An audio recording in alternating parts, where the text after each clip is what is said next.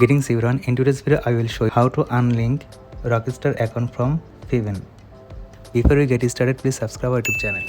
So first of all, show you how it works.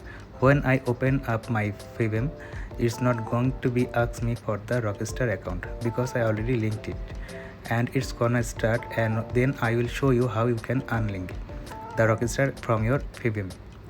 Sometimes we have to change our Rockstar account because we will get a ban from the server, so we have to change the Rockstar account. So now I have to change the Rockstar account and close the file, and now you have to click on the type here to search local app data, then present press and enter. So this box folder is appeared and you have to find the digital internet limits.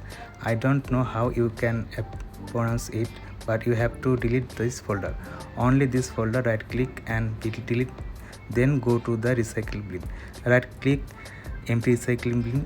Okay, this will unlink your Rockstar account from Fivem.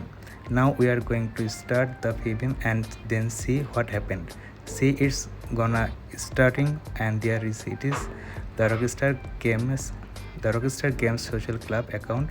This time he just want new Rockstar account. It's up to you. So this is the video for today. Thanks for watching this.